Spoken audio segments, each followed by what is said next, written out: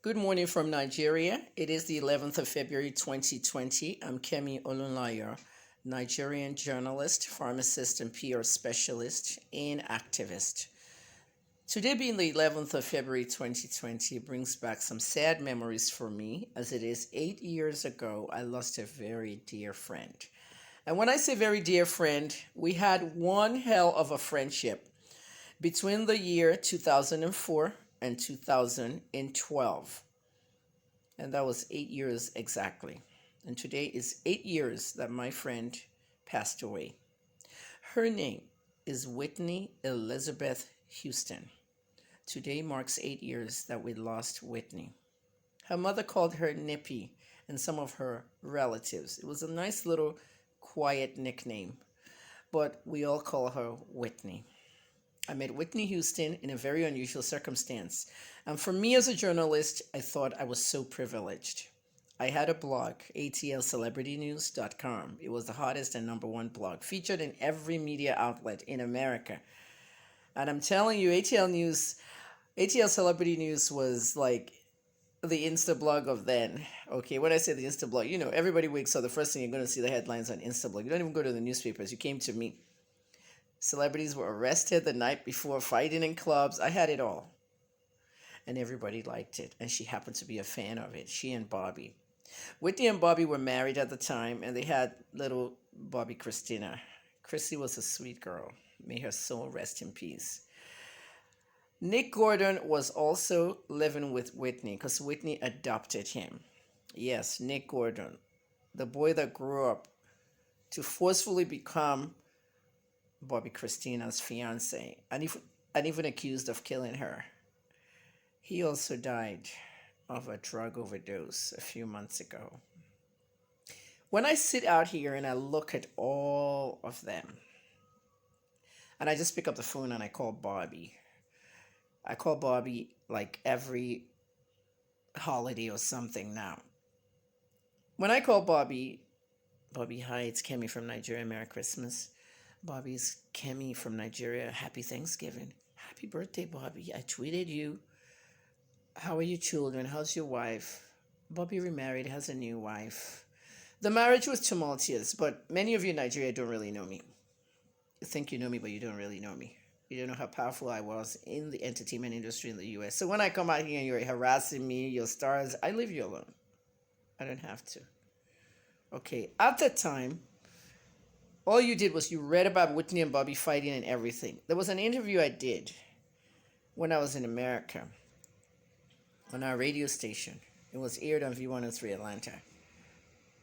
I worked freelance as a journalist, and I did one particular interview with Carolyn Brown, Bobby's mother. And that interview brought out a lot of things that nobody knew about. My son does not smoke white powders. Whitney brought the powders in our home. My son only smokes weed. That allegation that Bobby's mom, Mrs. Carolyn Brown, late, bless her soul, opened a lot of eyes that who was the one that's really using cocaine, crack, and all that. Because the world thought Bobby was the one that introduced Whitney to drugs and destroyed her life, her career, everything. And it was not so.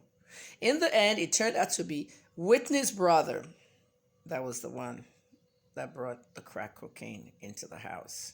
Introduced Whitney to crack cocaine, and she was hooked forevermore. I lost a dear friend. How did I meet Whitney? One afternoon in my house in Atlanta, there was an event, and I had to be at that event. And Bobby called me.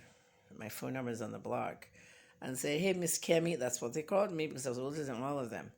Hey, Miss Kemi, I'd like you to cover a reality show. What do celebrities call you to come and cover the reality show? You're like, wait a minute. I'm not even going to charge them. This is going to be for free.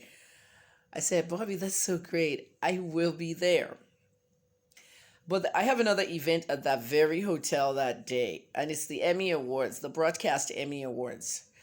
The Emmy Awards, as you know, is from the National Academy of Television Arts and Sciences, and I'm a member.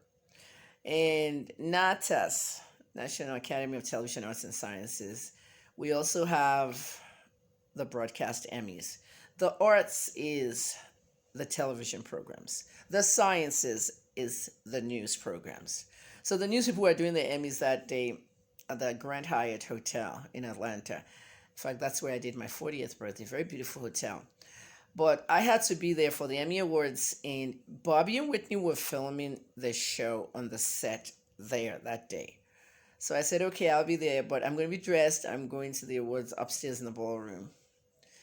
So I went and I met them. I remember taking some pictures with them.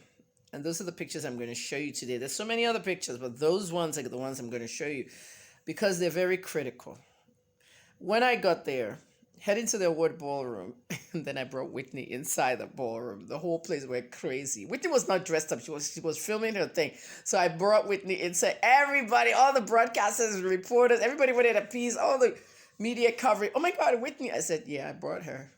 Her husband called me and said I should come start being the official blogger for the reality show. The reality show was called Being Bobby Brown. And Bobby was known as a playboy, crazy boy, all that. And Bobby was doing the reality show. So we were filming this part where they were all eating on the hotel table. The dog was underneath, and Chrissy will throw food underneath. That episode is so funny. You can find all the episodes on YouTube. But it's so sad. I can't watch them because Chrissy and Whitney have died. So it's hard for me to watch because I was on the set blogging the stuff for them. Everybody will wake up in the morning. Oh, we're going to atlcelebritynews.com. Miss Kemi's blog to see the latest scoop. My blog is not online anymore. I released the domain, but the archives are in my computers.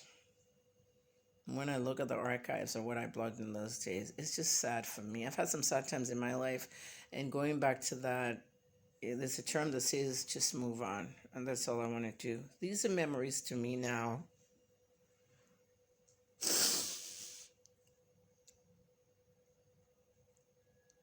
I don't care how you thought about Nick Gordon, but Whitney never shared that information with the world.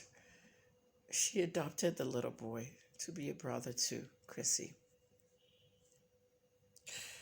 And I don't know how you define incest, but when you grow up in a family like that, money, fame, and the children were seeing their parents using drugs, the kids will start doing drugs too. And Nick started falling for Chrissy, and then they were dating, and people were crying like it shouldn't be happening, it's incest.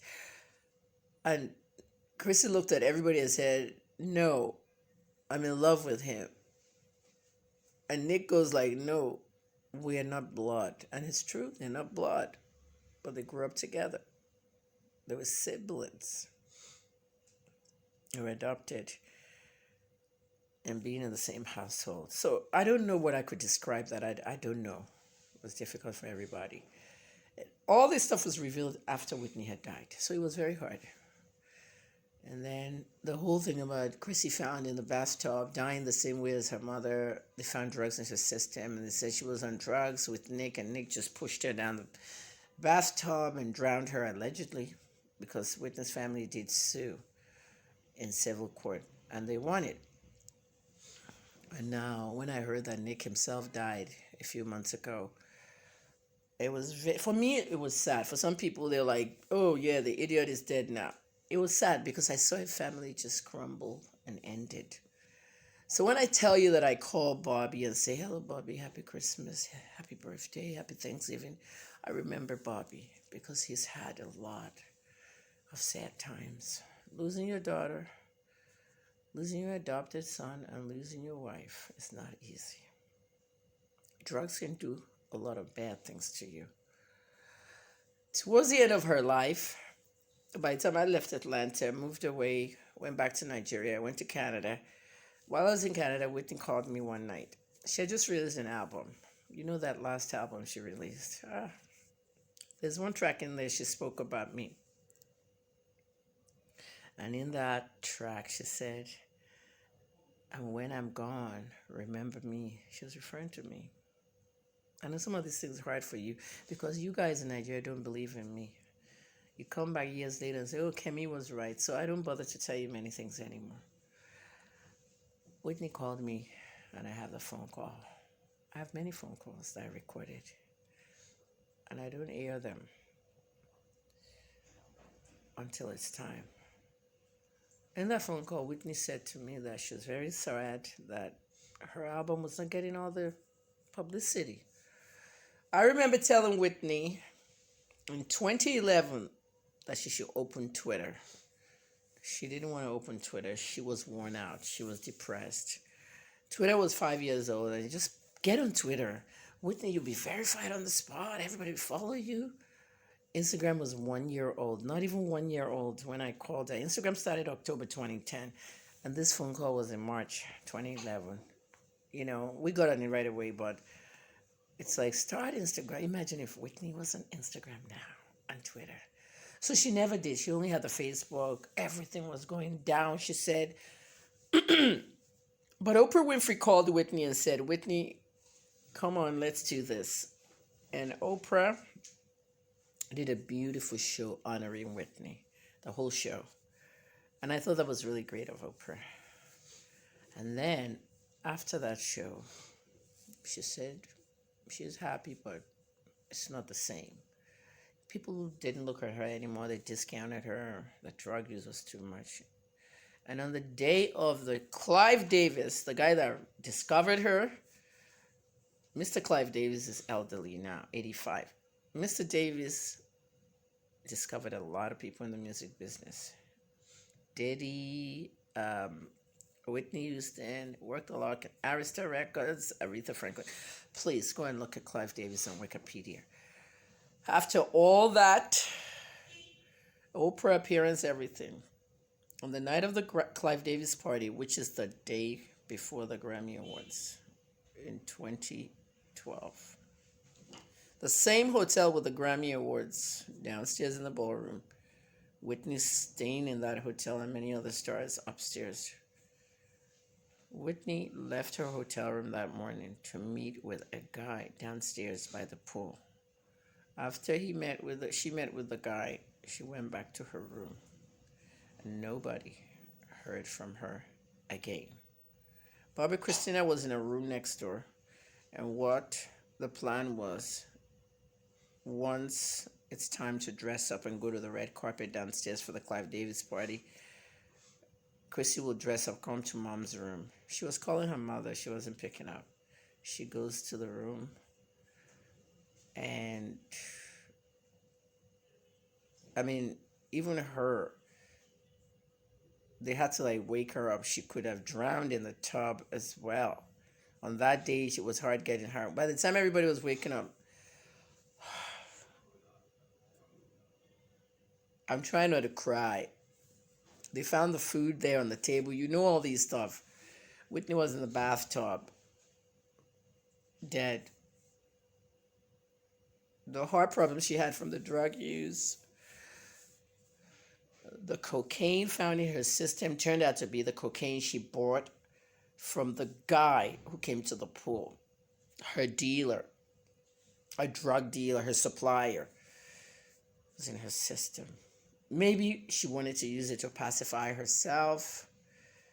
But Whitney died of a drug overdose, secondary to coronary heart disease. The drug had already been draining her heart. And that was the last anybody heard from her. She passed away. I was very sad because the Clive Davis party, Clive wanted to cancel it. Jennifer Hudson, everybody was there. But sadly, the show went on because Clive said, if Whitney were here, she will want the show to go on. And that's what they did. It was very sad. I flew into Los Angeles, and believe it or not, that show was going on downstairs. Whitney's body was still up in the room with all the authorities, crime scene tape, everything. They couldn't even let us in. Nothing. It's a crime scene tape because they didn't know what was going on. And I went back to my hotel. A great friend, a dedicated singer, an iconic singer, Grammy Awards, named the awards, paved the way for a lot of singers.